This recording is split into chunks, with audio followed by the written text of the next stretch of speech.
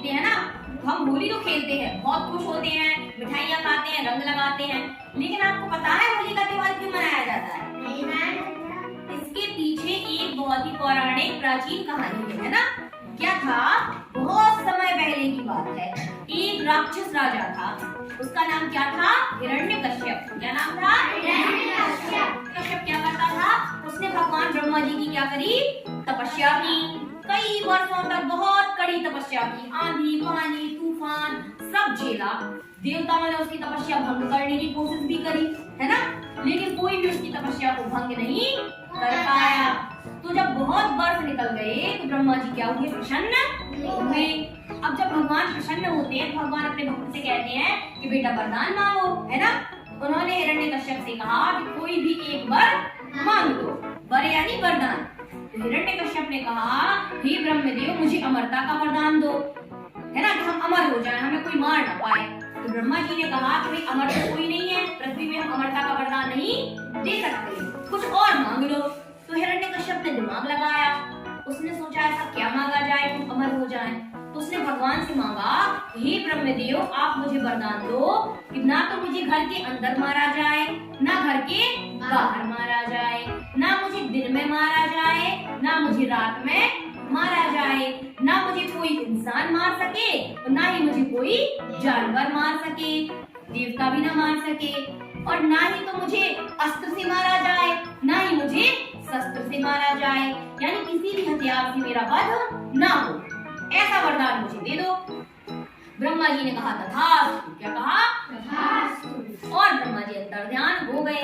अब जो हिरण्यकश्यप था इसने बहुत अत्याचार किया, पृथ्वी के राजाओं को हराया, पूरी पृथ्वी अपने अधीन कर ली, है ना, देवताओं को भी हराया, स्वर्ग का सिंहासन भी अपने अधीन कर लिया। एक तरह से उसने अपना दिमाग लगाया और क्या मांग लिया था? अमरता का वरदान ही मांग लिया था। अब इसका अत्याचार बढ़ता गया।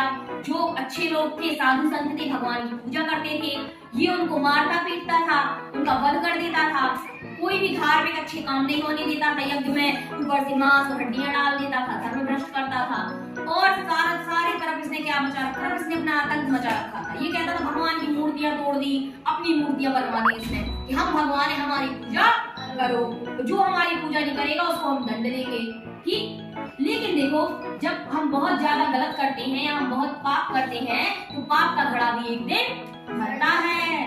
तो क्या हुआ? जो हिरण्यकश्यप इतना ज्यादा अत्याचारी था, उसी हिरण्यकश्यप के घर, भगवान की लीला देखो, उसी हिरण्यकश्यप के घर एक पुत्र का जन्म हुआ।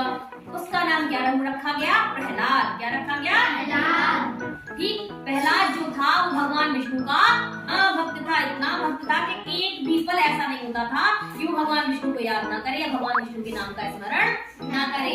हिरण्यकश्यप को अपने बेटे से बड़ा प्यार था, लेकिन जब उसने अपने बेटे को समझाया, अरे विष्णु हमारा दुश्मन है, जो देवता होते हैं दानव उनको क्या मानते हैं? राक्षसों को अपना दुश्मन मानते हैं। तो उसने कहा विष्णु तो हमारा सबसे बड़ा दुश्मन है और इसका तुम नाम नहीं लोगे, तुम इसका गुणगान नहीं करोगे। तो उन्होंने क्या किया? उसको मना किया। पर जो प्रहलाद थे वह तो भगवान के भक्त थे, उन्होंने नहीं माना, वह भगवान विष्णु की पूजा करते रहे। हिरण्यकश्यप ने लिया तो उसको अपने जो राक्षसों का उनका एक गुरुकुल होता था उसमें डाल दिया और वहां से उसको हटा दिया। उन्होंने कहा जब यहाँ रहेंगे तो अपने आप इसका दिमाग विष्णु से हट जाएगा और ये हमारी पूजा करने लगेगा। लेकिन प्रहलाद जब उस स्कूल में गए तो उन्होंने वहां खुद तो भगवान की पूजा करते ही थे, जो और बच्चे थे उनको भी क्या सिखाया? भगवान की पूजा करनी चाहिए। सब भगवान की पूजा करने लगे। जब हिरण्यकश्यप को इसका पता चला, उन्होंने प्रहलाद को वहां से निकाला और अपने एक सैनिक को आदेश दिया कि जाओ इसको पहाड़ के नीचे फेंक दो, मार डालो, इसका वध कर दो, क्योंकि अगर ये जिंदा रहा तो फिर भगवान विष्णु की पूजा करवाने लगेगा। अब क्या था? राक्षसों को लेके गए, प्रहलाद को पहाड़ से फेंका गया। ओम नमो नारायण का जाप करता रहा, भगवान ने इसको बचा लिया, क्योंकि भगवान कभी भी अपने भक्तों को ज्यादा देर कष्ट में नहीं देख सकते। उसके बाद उन्होंने क्या किया? उन्होंने प्रहलाद को पानी में फेंका, बड़ा सा पत्थर प्रहलाद की छोटे से बच्चे की पीठ पे बांध के उसको सागर में फेंक दिया, क्या इसको मछलियां खा लेगी, डूब के मर जाएगा। लेकिन वह ओम नमो नारायण का जाप करता रहा, वहां से भी बच के आ गया। अब हिरण्यकश्यप को बड़ा गुस्सा आया, उसने कहा ये प्रहलाद हमारा बेटा है, हम अपने हाथों से इसको मार भी नहीं पा रहे, कि अपने बेटे से प्यार कर देंगे और ये सुधर भी नहीं रहा, भगवान की भक्ति भी नहीं छोड़ रहा। हिरण्यकश्यप की एक बहन थी जिसका नाम क्या था? होलिका। अब चूंकि हिरण्यकश्यप की बहन थी तो वह भी क्या थी, राक्षसी थी।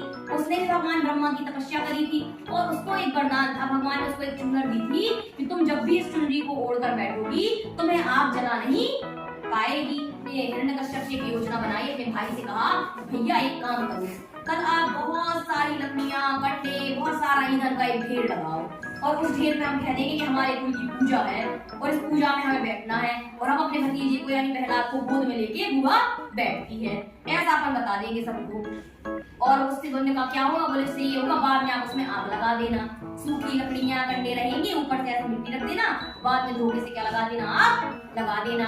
हम तो अपनी चूना ओढ़े रहेंगे, हमें आग में जलेंगे नहीं, प्रहलाद आग में जल के मर जाएगा, आपका काम भी हो जाएगा और हम कह देंगे कि दुर्घटना में मरा प्रहलाद, है ना।